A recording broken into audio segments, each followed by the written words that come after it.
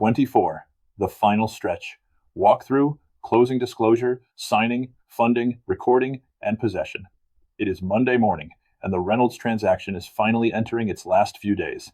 The appraisal problem has been resolved. The lender is moving toward final loan approval, and Mike has already started loading boxes into a moving truck. He calls Sarah and says, "We sign Wednesday, so we're basically done." Sarah laughs.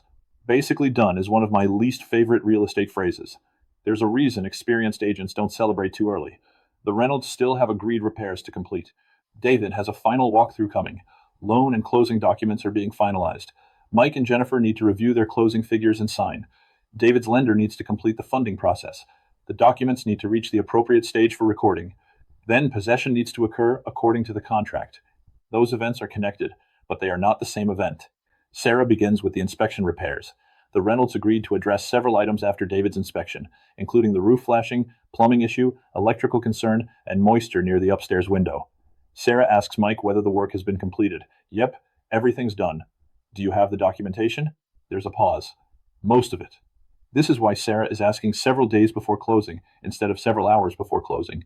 Depending on what the parties agreed to, invoices, receipts, contractor information, warranties, or other documentation may be important.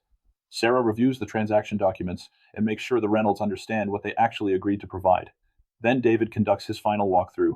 Sellers sometimes misunderstand this and say, "He already inspected the house. Why does he get to come back?" The answer is in the contract. The final walkthrough allows the buyer to evaluate matters provided for by the agreement, which may include confirming the property's condition and agreed repairs. It should not simply be treated as an entirely new inspection period, nor should Sarah dismiss it as meaningless. During David's walkthrough, Daniel calls Sarah. "We have a problem." Sarah's stomach drops. "What happened?" "The dining room chandelier is gone." Sarah calls Mike. "Oh," Mike says, "Jennifer loves that chandelier. We took it to the new house." Here's where a seller's assumptions can create a closing problem. Whether an item is included in the sale depends on the contract and circumstances. Sellers should review fixtures and specifically included or excluded items before packing the moving truck. Sarah pulls up the contract. The chandelier was not excluded. Now they have an issue that needs to be resolved. Mike cannot simply say, "Well, it's ours because we bought it." The Reynolds agreed to sell the property under particular terms. They arranged to return the chandelier before closing. Now imagine the issue were more serious.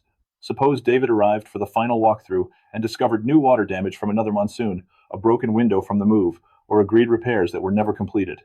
Sarah shouldn't say, "We're too close to closing." Just ignore it. The property still needs to be handled according to the contract, and material changes in condition can require immediate communication. Meanwhile, David's lender is completing the loan process. David receives his closing disclosure as applicable under federal mortgage rules. The closing disclosure is part of the federal TRID framework and provides important final information concerning the mortgage loan and closing costs. For many covered transactions, the consumer must receive the closing disclosure at least 3 business days before consummation. Sarah needs to understand why this document matters, especially when buyers start saying, "My lender changed something and now closing might move." But Sarah is not David's loan officer. If David has questions about his interest rate, APR, loan product, lender fees, or underwriting requirements, those questions should be addressed with his lender. Sarah should understand the transaction without pretending to perform everybody else's job. On the seller side, Maria sends Mike and Jennifer their estimated closing figures. Jennifer notices something she doesn't recognize. "What's this payoff amount?" Sarah doesn't guess. She encourages Jennifer to raise the question with Maria and verify the information. It's much easier to investigate a questionable figure before signing than after funds have been dispersed. Wednesday arrives. Mike and Jennifer sign their documents. Mike walks out of the title office, calls Sarah, and says, "We closed." Not yet, but signing and closing are not necessarily the same thing. David also completes the necessary signing. His lender completes the funding process. Maria and the title team handle the remaining requirements. Then David texts Daniel. "My lender says the loan funded. Can I get the keys?" Here is another moment when agents need to slow down. Funding doesn't automatically mean Sarah should hand over possession. The purchase contract controls when possession occurs. Arizona transactions commonly define close of escrow in relation to recordation of the deed, and agents need to understand the exact agreement being used. Sarah should not give David the garage code because somebody says the lender funded. She waits for confirmation through the appropriate transaction channels. Later that afternoon, Sarah's phone rings. It's Maria. "We recorded." Now that's a different conversation. The deed has recorded with the county recorder. The transaction has reached the contractually defined close of escrow. and Sarah confirms the possession provisions. She calls Mike and Jennifer. Congratulations, we are officially closed. Then she contacts Daniel and coordinates possession according to the agreement. That distinction matters. Buyer signed, seller signed, loan funded, deed recorded, possession delivered. Those phrases are related, but they do not mean exactly the same thing. This is why I tell agents. The title company saying we recorded is very different from the buyer saying I signed. And be especially careful when a buyer asks for early possession or a seller wants to remain after closing. Imagine Mike says, our moving truck is delayed. David said we can stay through Sunday. Sarah asks, where is that agreement documented? Mike responds, we worked it out by text. That should immediately involve Sarah's broker and appropriate written documentation. Possession arrangements can involve liability, insurance, property condition, compensation, damage, and other concerns. Agents shouldn't casually create landlord-tenant-like situations or occupancy agreements through informal conversations. Fortunately, that's not necessary here. The Reynolds move out. David receives possession according to the contract.